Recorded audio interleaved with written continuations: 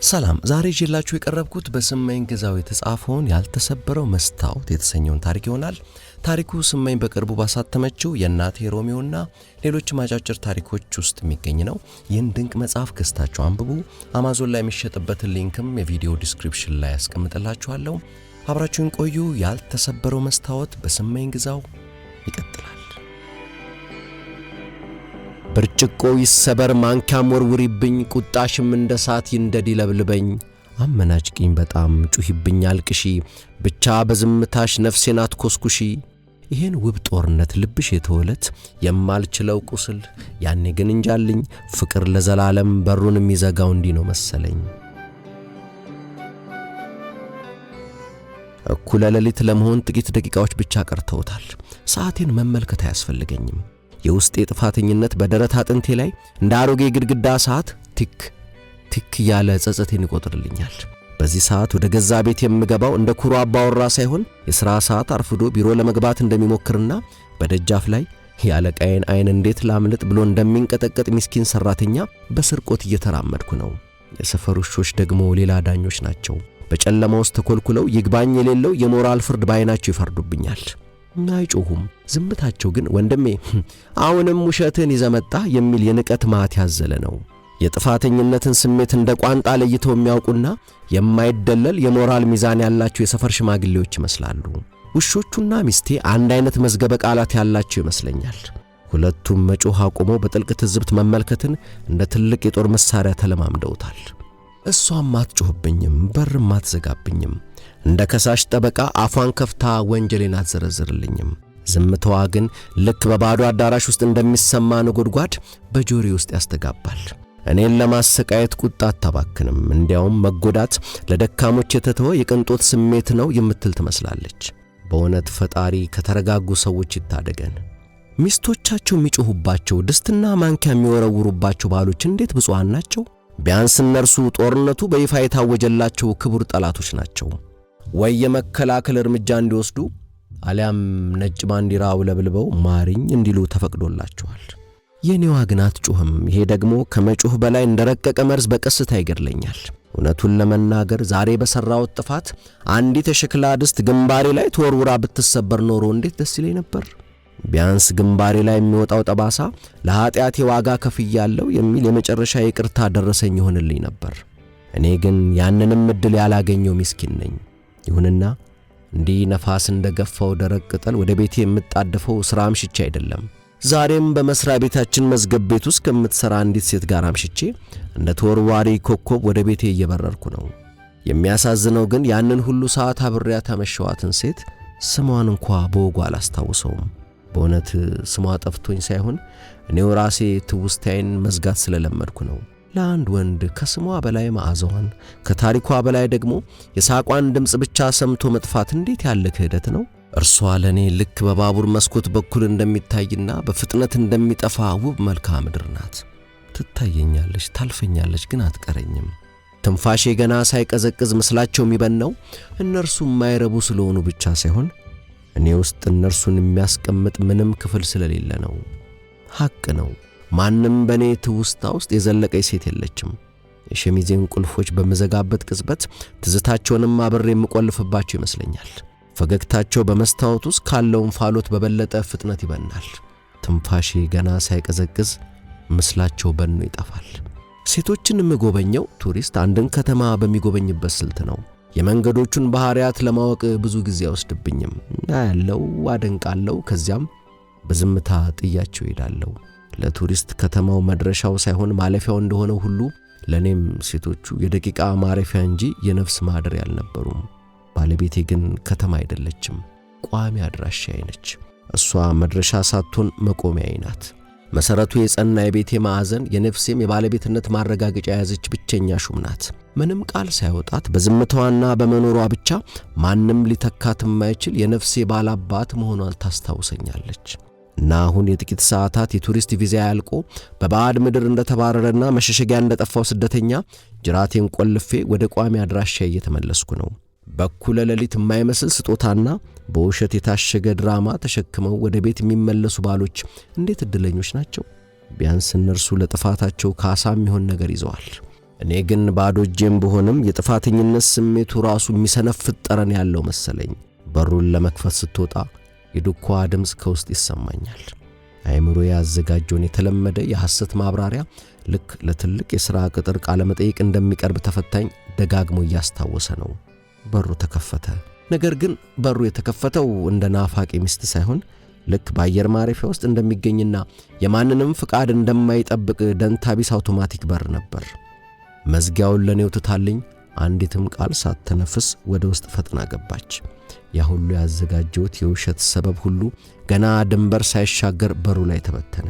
እኔ ራሴን እንደ ትልቅ ተከሳሽ ባዘጋጅም እሷ ግን ለፍርድ ቤቱ እንኳ ብቁ ሆኜ እንዳልታየዋት ገባኝ። በድንጋጤና በፍርሃት ውስጥ ሆኜ ልቀልዳት ሞከርኩ። ይህ ለአደጋ ጊዜ ያዘጋጀሁትና ሁልጊዜም ይሠራል ብዬ አመንኩበት የክህደት ስልቴ ነበር። ከባቢ አየሩን በሳቅ ማላላት። ዞር ብለሽ እንኳ ሳታይ እሺ በሩን የከፈትሽለት ሰው ሌባ ቢሆንስ እያልኩ እንደ ጥላት ከተልኳት። ለእርሷ ግን ይህ ቀልድ ሳይሆን የኔኑ ግንባር የሚወጋ መርዝ ነበር። መኝታ ቤቱ በር ላይ ስትደርስ ቆም አለች።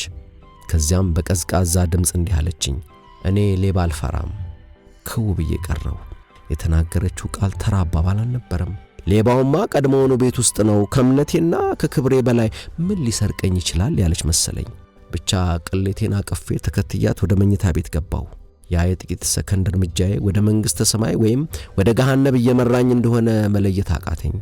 ብቻ ትንፋሽን ዋጥ አድርጌ የሞት ፍርድ እንደሚጠብቀውና መድረሻ እንደሌለው ምስኪን እስረኛ ሰተት ብዬ ገባው።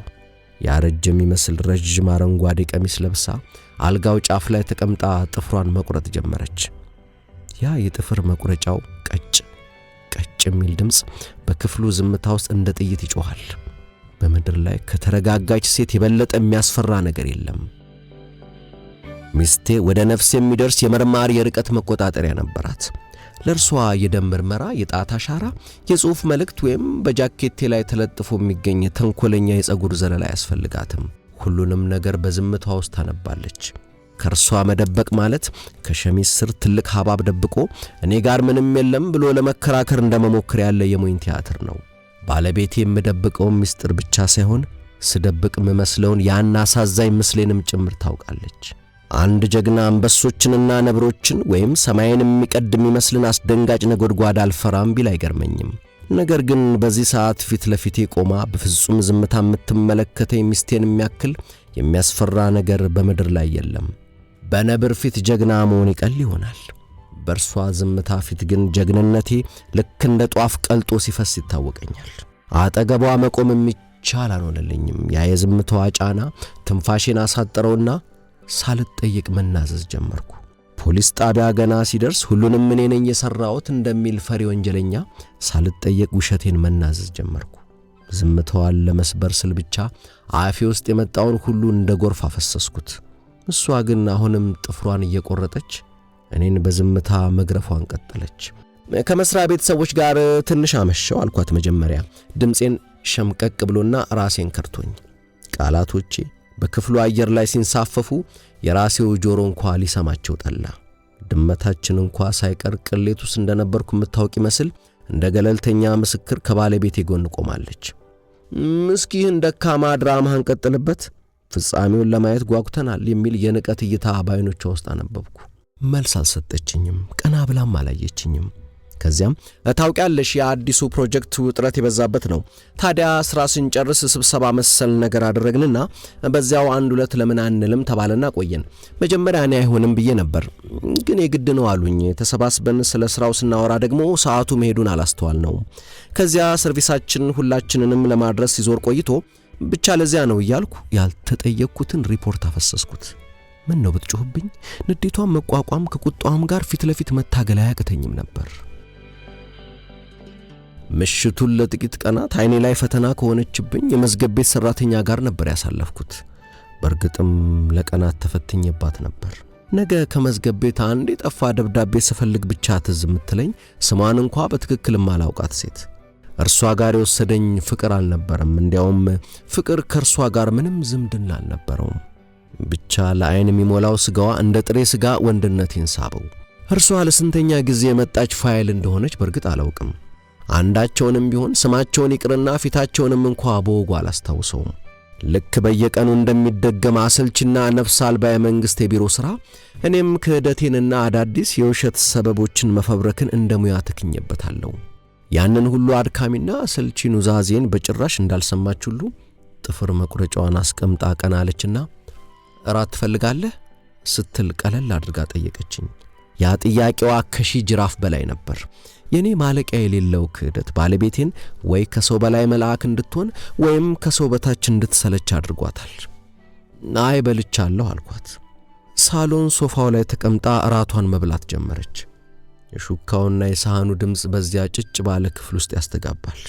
እኔም ምንም እንዳልተፈጠረ ወይም ደግሞ በምድር ላይ ፈጽሞ እንዳልተፈጠርኩ ለመምሰል እየሞከርኩ አጠገቧ ተቀመጥኩ። እነዚህ ውሾች ዲያብሎስን ያዩ ይመስል በመሸ ቁጥር እንዲህ ምን ያስጮኻቸዋል አለችኝ። ድምጿ ስለ አየር ሁኔታ ወይም ስለ ሸቀጣሸቀጥ ዋጋ እንደምታወራ ሁሉ ፍጹም ተራ ነበር። ፈገግ አልኩ። ምስኪን ፍጡር በዚያ በኩል ሌሊት መዳረሻ ውጭ የሚገኘው ብቸኛው ዲያብሎስ እኔ እንደሆንኩ አላወቀችም። ወይም ደግሞ አውቃ ይሆናል። በሌሊት ሹክክ ብሎ ወደ ቤቱ የሚሄድ ወስላታ ባል እኮ በታሪኮች የሚነገረው ቀንድና ጭራ ካለው ዲያብሎስ ይልቅ ለውሾቹ እንኳ ይበልጥ ያስፈራል። በእርግጥ ውሾቹ ውጭ እየጮሁ ነው። እኔ ግን በሚስቴ ፊት ጸጥ ብያለሁ። ሰምተኛል አለች ሻይዋን በረጅሙ ፉት እያለች። ያ የሻይዋ ድምጽ በዝምታ ውስጥ እንደ ጅራፍ ሲጮህብኝ መልስ እንዳልሰጠው ባነንኩ። ሁሉም ነገር ፍጹም የተለመደ ይመስል እሷ ውሾች ዲያብሎስ ላይ ስለ መጮኻቸው እያወራች ቢሆንም ውስጥ ወይራው ግን ስለኔ እንደሆነ አውቅ ነበር። ነረ አው በጣም ብዬ ተንተባተብኩ። አንዳንዴ ውሾች የተወሰኑ ሰዎች ላይ ብቻ ለምን ይጮሃሉ ብዬ አስባለሁ አለችና እይታዋን ከሻይዋ ብርጭቆ ነቅላ ላፍታ አይኖቼ ላይ አሳረፈችው። ያ እይታዋ ልክ እንደ ኤክስሬ ነፍሴን ሰንጥቆ ሲያልፍ ታወቀኝ። ሳይንቲስቶች ውሾች የሰው ልጅ በሚዋሽበት ወይም በሚፈራበት ጊዜ የሚለቁትን ሆርሞኖች ማሽተት ይችላሉ ይላሉ። አፈ ታሪክ ደግሞ ውሾች የሰው ልጅ ነፍስ ላይ የሚለጠፉ ጥቁር ነጥቦችን የማየት ችሎታ አላቸው ይላል። የትኛው እውነት እንደሆነ ባላውቅም ውሾች ግን ከኛ በላይ እውነትን ያውቃሉ አለች። በእውነቱ ስለ ውሾች እንዲህ ያለ ሳይንሳዊና አፈ ታሪካዊ ዕውቀት ከየት እንዳመጣች ግራ ስለገባኝ ሳላስበው በዝምታና በገረሜታ ሚስቴ እንዴት ቆንጆና ውብ ናት፣ እንዴትስ ተአምር ናት እያልኩ በድንጋጤና በአድናቆት መካከል ሆኜ አስብ ነበር። ሁሌም በመንደር ውሾች ውስጥ የማየው አንድ መልክ አለ።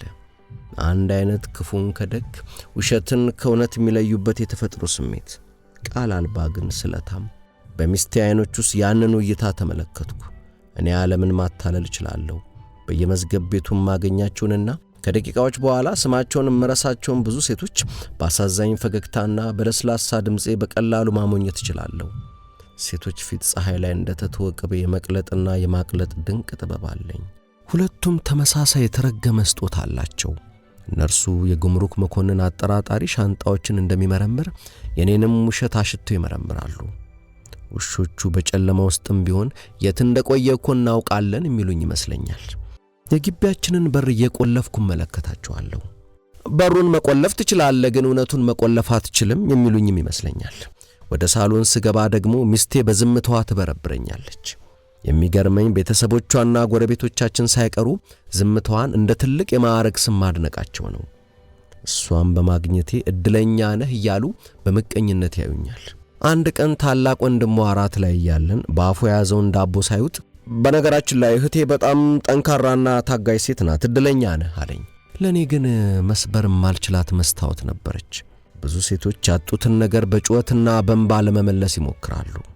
እኔ ይህንን እድል አላገኘሁም። ባገኝ ምናልባት ወንድነቴ ትኩረት እንዳገኘ ይሰማኝ ነበር። ከእንግዲህ እሷን ለማግኘት ሺህ ማይል መጓዝ አያስፈልገኝም። ምክንያቱም እሷ እዚሁ አጠገቤ ሆና ሺህ ማይል ርቃኛለች። እኔ የሰራሁት ክህደት እሷን ያሳጣኝ መሰለኝ እንጂ ለካስ የገደልኩት የገዛ መኖሬን ነበር። መብራቱን አጥፍታ ስተኛ በዚያ ጨለማ ውስጥ ብቻዬን ከግድግዳው ጋር ቀረሁ። አንድ ምሽት ቀደም ብዬ ወደ ቤት መጣሁ። ቤቴን በፍቅር ሳይሆን እንግዳ በሆነ ስጋት ማንኳኳት ከጀመርኩ ቆይቻለሁ።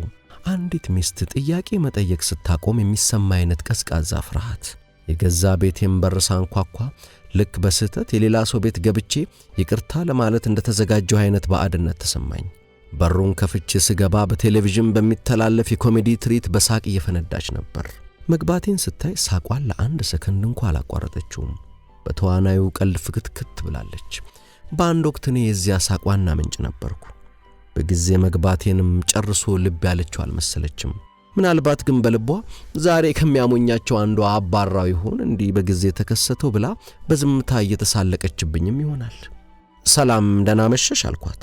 ልክ በስህተት የሰው ድግስ ላይ እንደተገኘ እንግዳ እየተቅለሰለስኩ እኔ ራሴን እንደ ሰው ለማግኘት ወይም ቢያንስ ባለመሆኔን ለማረጋገጥ የቁጣ ወይም የለቅሶ ግጭት ስፈልግ፣ እሷ ግን አይኗን ከቴሌቪዥኑ ሳትነቅል በእጆቿ ብቻ ወደ ማዕድ ቤቱ እየጠቆመች ምድጃው ላይ ምግብ አለ አለችኝ። በታዘዝኩት መሰረት በቀስታ ወደ ኩሽና ሄድኩ። ምግቡ እንደ ሁል ጊዜው ትኩስ ቅመም የበዛበት ቀይ ስጋ ወጥ ነበር።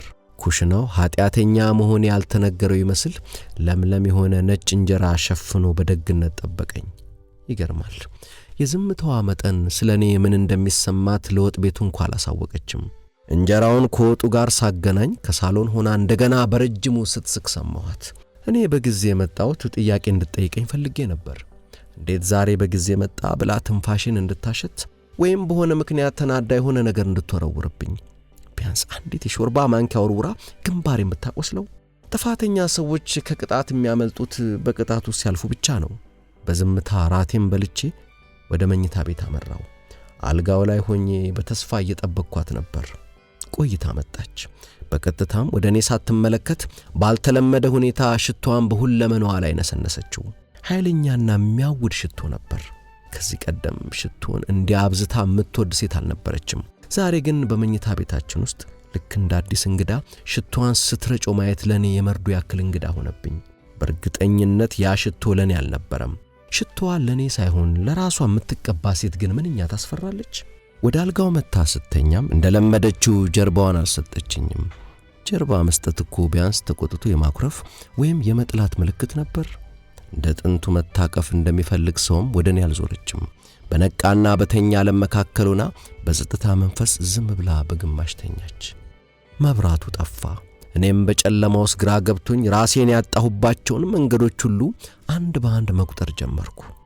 በዚያ መኝታ ቤት ውስጥ ከጎኗ ሆኜም እንኳ ጥላው በጨለማ ውስጥ እንደጠፋበት ሰው ነበርኩ።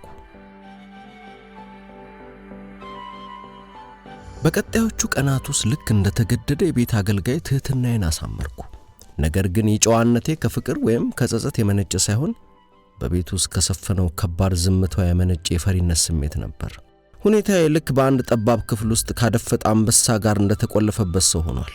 በስጋት አይኖቿን እከታተላለሁ። ይቅር ብላኛለች ወይስ ረስታኛለች? ወይስ ደግሞ በዝምታዋ ውስጥ ሆና የምትበላኝና አመቺ ሰዓት እየጠበቀች ነው? አንዳችም እርግጠኛ መሆን አልቻልኩም። ይህ እርግጠኝነት ማጣት ደግሞ ወደ ግለ ሂስ ሳይሆን ወደ አስቂኝ የባህሪ ለውጥ መራኝ። የራሴን የቡና ሲኒ አጥቤ ቦታው ማስቀመጥ ጀመርኩ። ፎጣውንም ልክ እንደ ሙዚየም ዕቃ በጥንቃቄ አጣጠፍኩ። ለአንዳንድ የጋራ ቤታችን ጉዳዮች ለምትልካቸው አጫጭር መልእክቶችም ሁሉ አውዴ የሚል የፍቅር ቃል መጨመር ጀመርኩ። አንድ ጠዋት ደግሞ ትልቁን ጀብዱ ፈጸምኩ። የምትወደውን የእንቁላል ሳንዱች ሰርቼ ያቀረብኩላት። ገና ከእንቅልፏ ነቅታ ወደ ሳሎን ሳትመጣ ሳንዱቹን ይዤ ተገኘሁ። በእርጋታ ምግቡን ከፊት ለፊቷ ሳስቀምጥ ልክ የአገር መሪ ፊት ያቀረብኩ ይመስል ሳላውቀው ጎንበስ ብዬ ነበር። እርሷ ግን ሳንዱቹን ልክ በስህተት ቤቷ እንደገባ እንግዳ ወይም እንደማታውቀው የጥበብ ሥራ በትኩረት ተመለከተችውና ምንም አያስፈልግም ነበር እኮ አለችኝ። ኦህ! በሰው ልጅ የታሪክ ጉዞስ ባለቤቷን መፈለግ ካቆመች ሴት ትህትና የሚበልጥ ጭካኔ በምድር ላይ የለም። ያያስፈልግም የሚለው ቃል አልፈልግህም ከሚለው በላይ ነፍሴን ሰነጠቀው። በማግስቱም እንደተለመደው ከሥራ ቀድሜ ተመለስኩ። ሶፋው ላይ እግሯን አጣምራ ተቀምጣ በስልክ እያወራች ነበር። ፊቷ ከስልኩስ በሚወጣው ድምፅ እንደ ንጋት ብርሃን ደምቆ ያበራል። በውስጤ አንድ ነገር ተንቀሳቀሰ። ቅናት ይሁን ወይም የሞኝ ርህራሄ አላውቅም። ሳላስበው ስልኩን እስክትጨርስ ድረስ ጠበቅኳትና ከንቱ በሆነና በሰለለ ድፍረት ማን ነው አልኳት። በእርጋታ ቀና ብላየችኝ። በዓይኖቿ ውስጥ ምንም አይነት መሸሸግ ወይም ድንጋጤ አልነበረም። ያ የተረገመ ተፈጥሯዊ ዕውቀቷ እኔን እንደ መጽሐፍ እያነበበኝ የሥራ ስልክ ነው አለችኝ። ዝም አልኩ። ነገር ግን አንዳች ቅናት እንደ ዝገት በዝግታ እየሰረሰረኝ ነበር። ማን ነው ባለቤቴን እንዲህ በፈገግታ እንድትጥለቀለቅ ያደረጋት? ይህ ሥራ የተባለው ምስጢራዊ ፍጡር ማን ነው? እኔ ውሸቴን ለመሸፈን ሺ ቃላት ሲጠፉብኝ እሷ ግን ስራ በሚል አንዲት ቃል ዓለሜን አናጋችው። አንጀቴ በቅናትና በብስጭት እንዳሮጌ ከሰል ምድጃ ውስጡ እየጋለ ነገር ግን ውጪው በቁር እንደቀዘቀዘ በተለመደው የዲፕሎማሲ ቅዝቃዜያችን ወደ አልጋችን አመራን። በዚያ ምሽት ካልጋው ስትገባ ሙቀቷ እዚያው ነበር። አልነካችኝም። ነገር ግን በአንሶላዎች ውስጥና በመካከላችን ባለው አየር ውስጥ ያ ሙቀት ተሰማኝ። ያኔ አንድ እውነት ገባኝ። አንዳንዴ ሰዎች ካቆሰልናቸው በኋላም እንዲገር ሆነው የሚታዩት እንደ ቀድሞ ስለሚወዱን አይደለም፣ ይልቁንም ትዝታችን ጭምር ስለሰለቻቸው ነው። ከኛ ጋር መጣላት፣ እኛን መውቀስ፣ አልፎ ተርፎም እኛን መጥላት እንኳን ትልቅ ጉልበትና ትኩረት እንደሚጠይቅ ያውቁታል። እሷ ግን ያንን ጉልበት በእኔ ላይ ማባከን ትታለች። በዚያ አስፈሪ ጸጥታ ውስጥ በተለየ መንገድ አየኋት። ይበልጥ ቆንጆ ሆና ታየችኝ። ሰው የሚወደውን ነገር ዋጋ የሚያውቀው ሊያጣው ሲቃረብ ነው ይባላል። እሷም ልክ እንደሚጠፋ ሻማ ወይም ወደ ባዕድ አገር ሊሄድ ዝግጅቱን እንደጨረሰ ተጓዥ በሩቅ ሆና አበራችብኝ። ልነካት ፈልጌ ነበር፣ በፍቅር ሳይሆን በጸጸት በተወለደ እንግዳ ርህራሄ። ነገር ግን እጄን ሰበሰብኩ። ምክንያቱም በነካትም እንኳ በውስጤ የፈረሰው ነገር ልክ እንደተሰበረ የሸክላ ዕቃ በእጅ ንክኪ ሊጠገን እንደማይችል አውቃለሁ። ያንተ ያልሆነን ነገር መንካት ስርቆት ነው። እርሷ ደግሞ አሁን የራሷ እንጂ እኔ አይደለችም። መብራቱን አጥፍቼ ዝም ብዬ ከጎኗ ተኛው። የሰፈራችን ውሾች ሲጮሁ ሰማኋቸው። ምናልባትም ዛሬ የዲያብሎስን ዱካ ሽተው ይሆናል። እንዲያውም ጩኸታቸው በቀጥታ ለእርሱ የቀረበ የክብር ሰላምታ ሳይሆን አይቀርም። ለመሆኑ ግን ዲያብሎስና እኔን ምን ይለየናል? እኔም ሆንኩ ውጭ ያለው ዲያብሎስ አንድ አይነት ዕጣ ፈንታ ነው ያለን። ሁለታችንም ተስፋ የተቆረጠብን። እንዲያውም ሳስበው ዲያብሎስ ከኔ ይሻላል። እርሱ ቢያንስ ውሾቹን እንኳን ማስጮህ የሚችል የክብር ደረጃ አለው።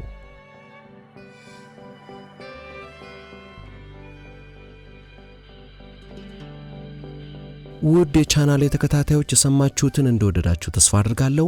ቻናሌ ግሩም ትረካ ሜምበርሺፕ ጀምሯል።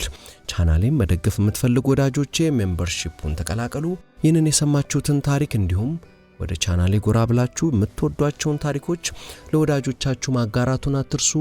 ሰብስክራይብ ያላደረጋችሁም ሰብስክራይብ አድርጉ። ሰላም።